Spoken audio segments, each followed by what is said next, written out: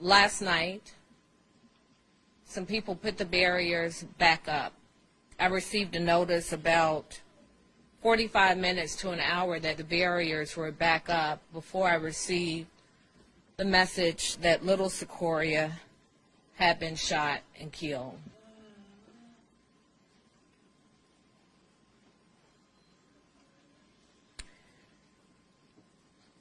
We talked a lot about what we are demanding from our officers in our communities. We protested, we've demonstrated, we've been angry, we've cried, we've demanded action. Well, now we're demanding action for Sequoia Turner and for all of the other people who were shot in Atlanta last night and over the past few weeks, because the reality is this: these aren't police officers shooting people on the streets of Atlanta. These are members of the community shooting each other. And in this case, it is the worst possible outcome. There were 2 other people who were actually shot and killed last night and several others. Enough is enough. Enough is enough. We have talked about this movement that's happening across America in this moment in time where we have the ears and the interests of people across this country and across this globe who are saying they want to see change. But the difference in this moment in time with the civil rights movement, there was a defined common enemy.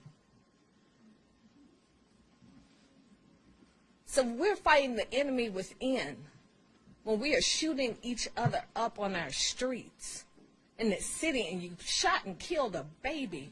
And it wasn't one shooter, there were at least 2 shooters. An 8-year-old baby.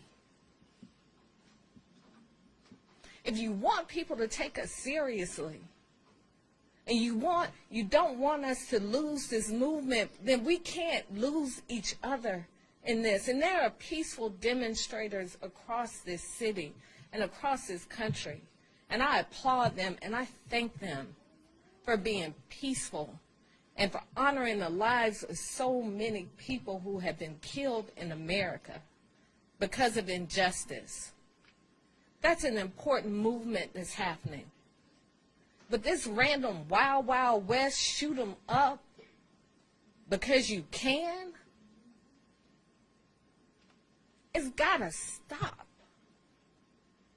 It has to stop. You can't blame this on a police officer. You can't say that this is about criminal justice reform. This is about some people carrying some weapons who shot up a car with an 8-year-old baby in the car. For what?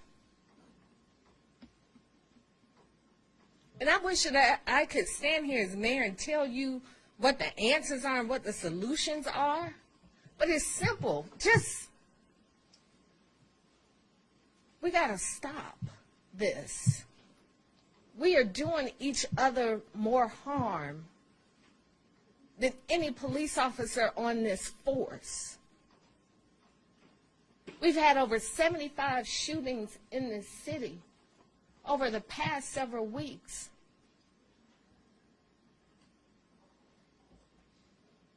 You can't blame that on APD. So I'm just asking you to please honor this baby's life. Please, if you know who did this, please turn them in. These people are a danger to all of us. And people have talked about people walking with carrying weapons at University and Pryor, and it's very serious, but the reality is this: Georgia is an open carry state. So the sad part is that they can walk around with weapons this long down our streets because the law in Georgia says that they can do it.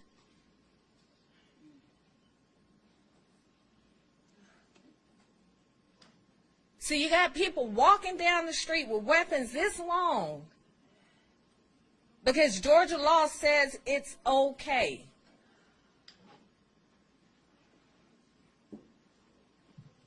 If you know who is out there, and not just Sequoia, everybody else who got shot last night and who's been shot over the past several weeks,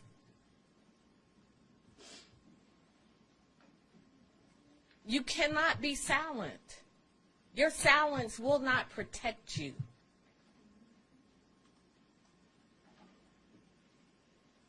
And what I want to see from us, I want to see the same anger and outrage. I want us to see it on behalf of Sequoia and all the other people and children who are getting shot in our streets. It's a lot of change that has to happen across this country. And police reform is a big part of it. But we also got to reform our own communities. An 8-year-old girl was killed last night because her mother was riding down the street.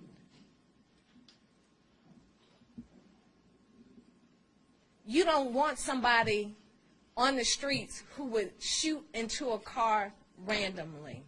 If you know them, you need to turn them in. If you think you know anything, you need to speak it and you need to say it. Because if Sequoia was not safe last night, none of us are safe. With that, I'm going to turn it over to Chief.